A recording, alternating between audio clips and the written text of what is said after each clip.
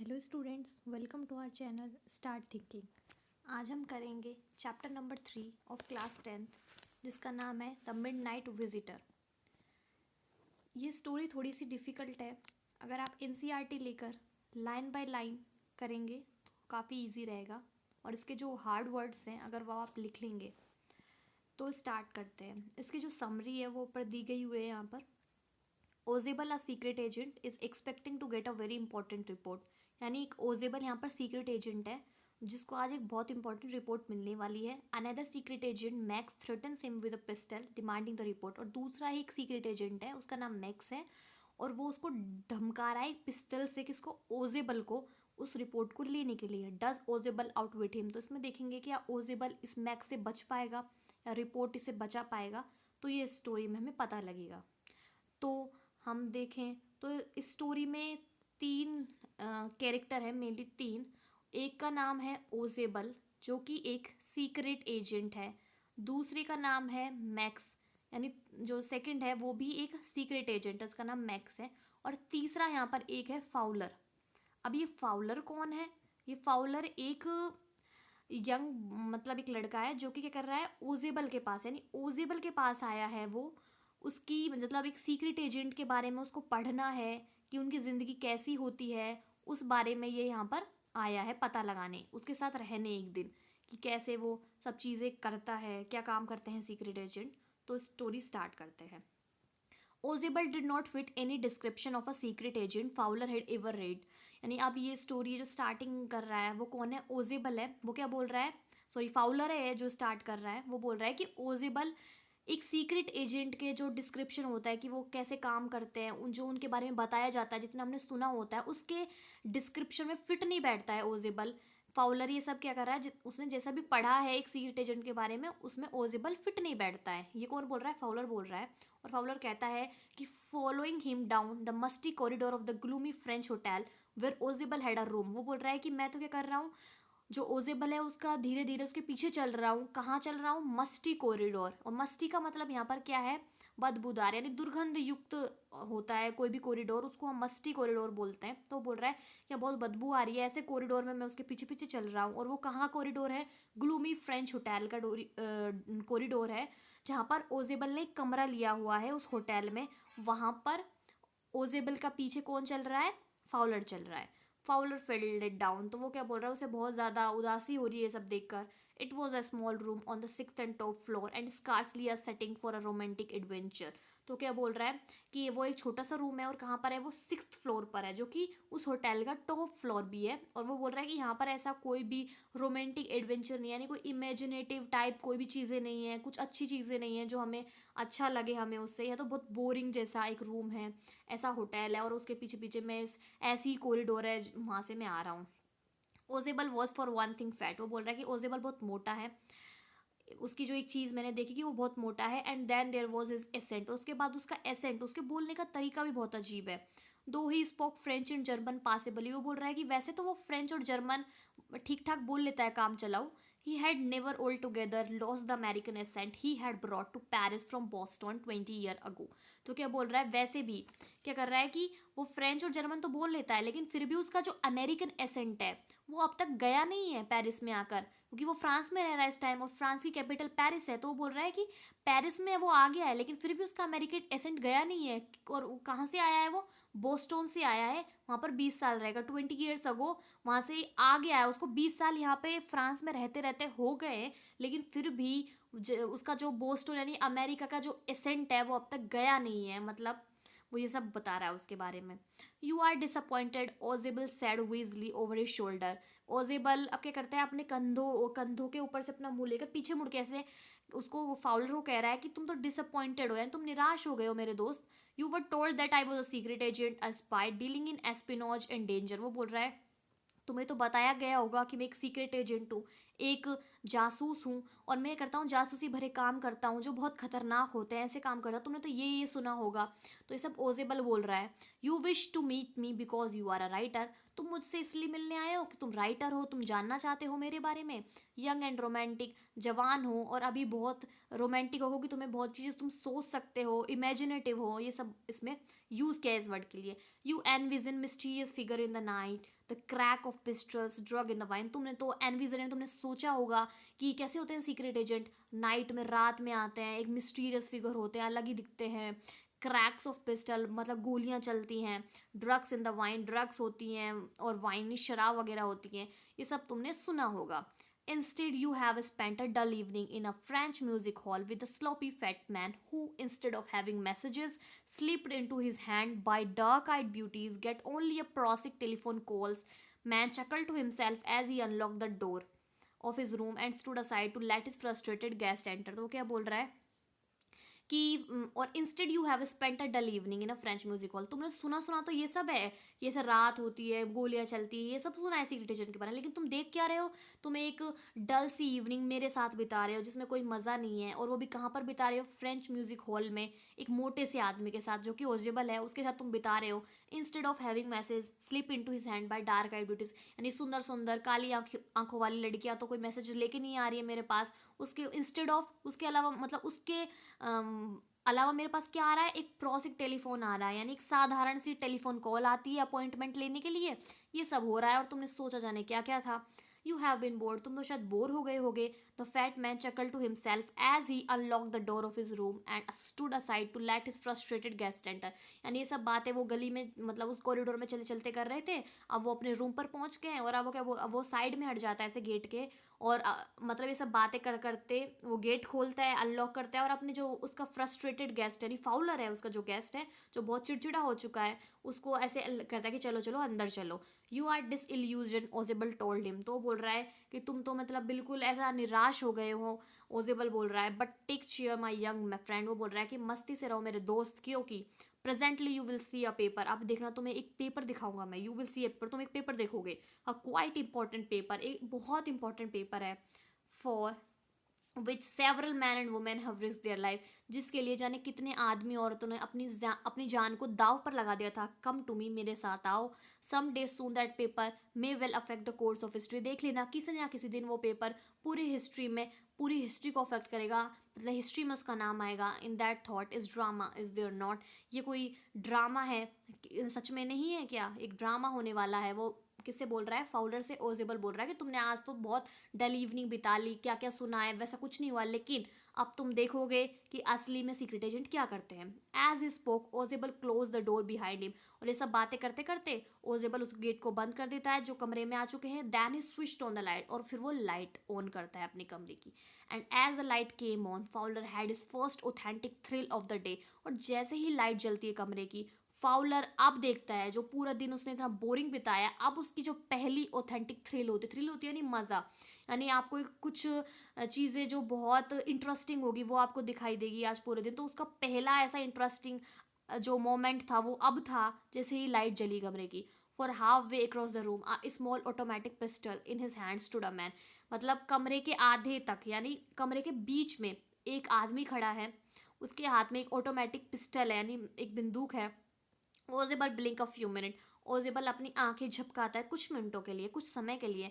Max ही विज्ड, और वो क्या बोलता है, मैक्स, मतलब ओजेबल बोल रहा है Max you give me quite a start, तुमने तो मुझे मतलब डरा ही दिया। You give me quite a start मतलब तुम मतलब अचानक दिखे। I thought you were in Berlin, तुम तो शायद बर्लिन में थे। What are you doing here in my room, तुम मेरे कमरे में क्या कर रहे हो। तो वो बोल रहा है ओजेबल, किसे बोल रहा है, मैक्स से। और हमें पता चलता है कि जो आदमी बीच में खड़ा है कमरे के उसका नाम मैक्स है, जो भी एक सीक्रेट एजेंट है वो भी, कि हमें स्टोरी की समरी में पता चला था ये।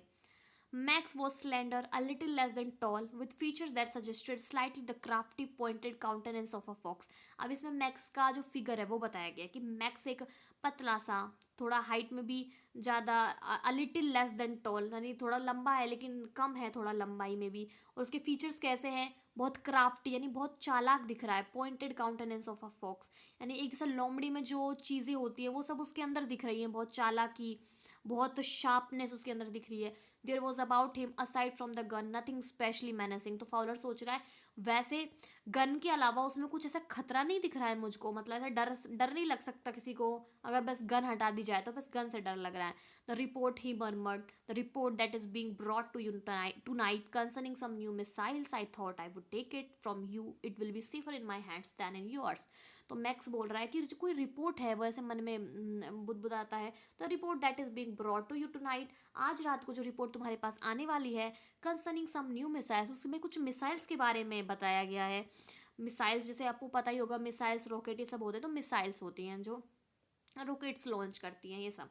तो बोल रहा है कि उसके बारे में उस रिपोर्ट में है, मैंने ऐसा सुना है। I thought I would take it from you, मैंने सोचा तुमसे ले लूँ वो रिपोर्ट। It will be safer in my hands than in yours, तुम्हारे हाथों से ज़्यादा वो मेरे हाथों में सेफ है वो रिपोर्ट। तो मैक्स वो रिपोर्ट लेने आया है ओजेबल के पास।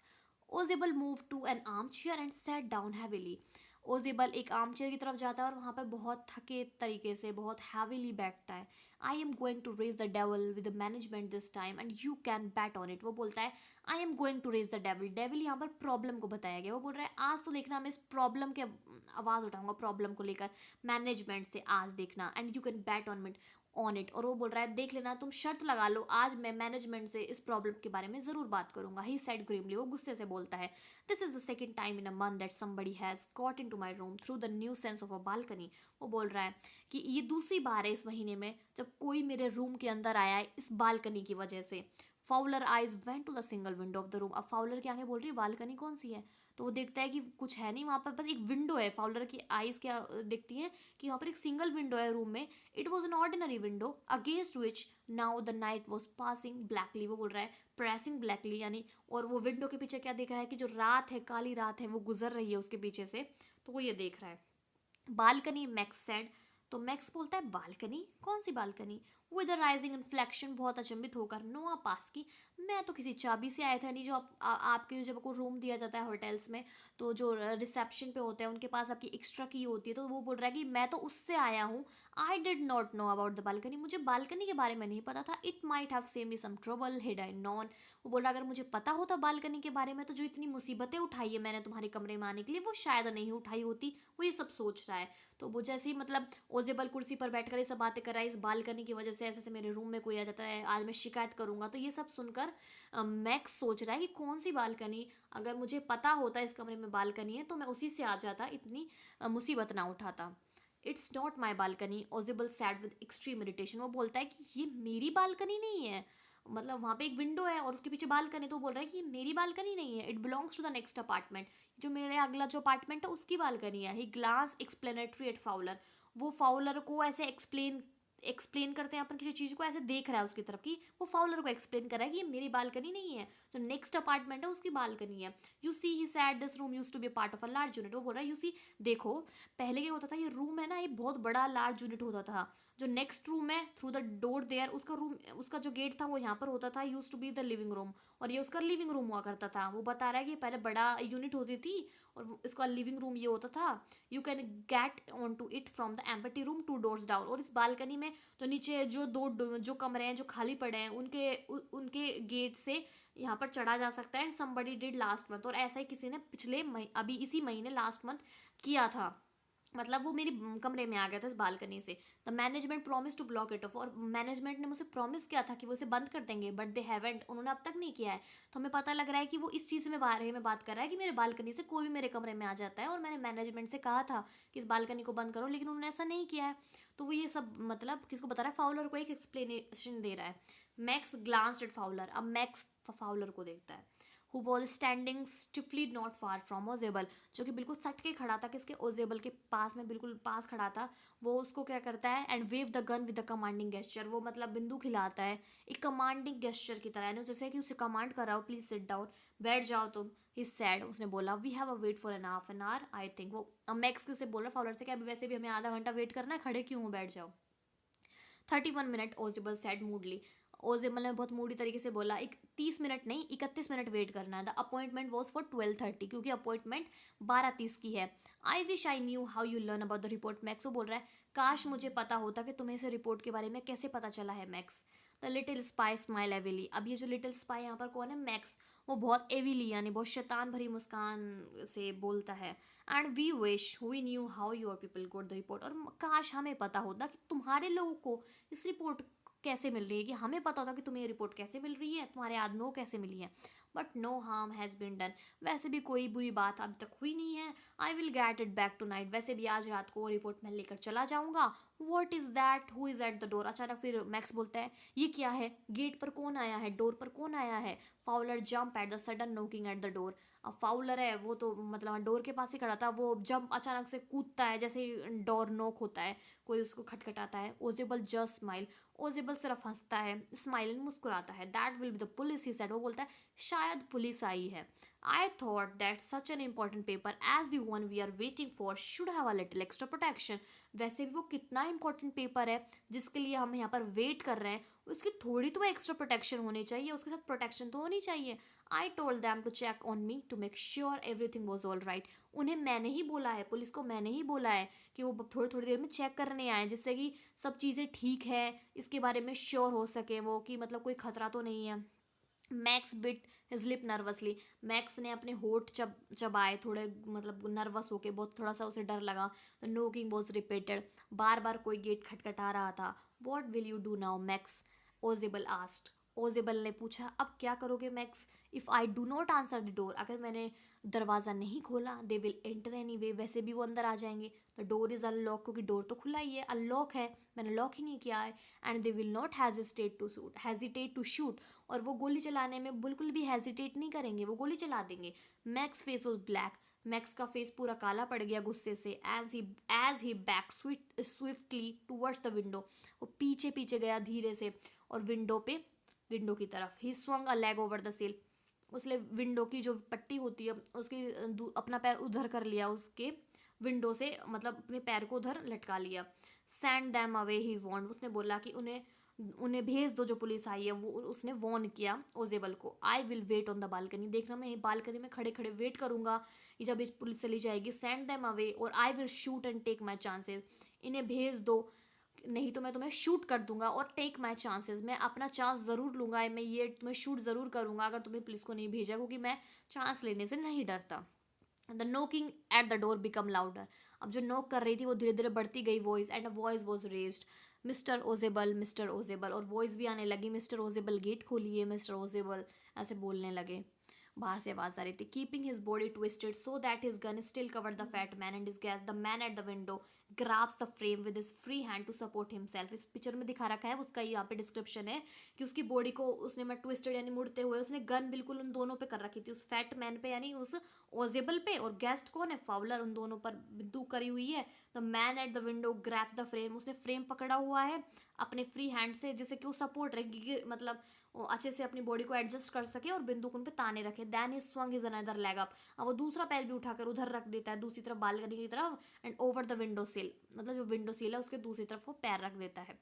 द डोर नॉब टर्न, अब कहता है जो डोर नॉब यानी जो गेट का लॉक है वो घूमता है। Swiftly Max push with his left hand to free himself from the sill and drop to the balcony, swiftly मतलब वो मैक्स धीरे से अपना लेफ्ट हैंड छोड़ता है और मतलब अपना पैर उधर कर लेता है दूसरा भी, और बालकनी में कूद जाता है। And then as he drop he scream once shrilly, और जैसे ही वो बालकनी में कूदता है देखता है बहुत तेज चीखने की आवाज़ आती है।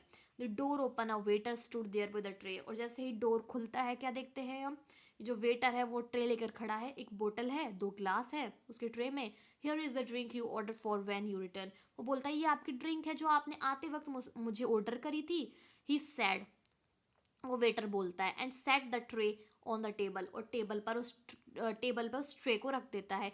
डेफ्टली अनकॉक द बोतल, यानी बहुत अच्छी तरीके से वो बोतल के कॉक को खोल देता है, क्योंकि वो बहुत इस काम में माहिर है वेटर का, तो मतलब वो काम करता है, तो डेफ्टली यानी बहुत अच्छी तरीके से उस बोतल को अनकॉक कर देता है। एंड लेफ्ट द रूम, और रूम से चला जाता है।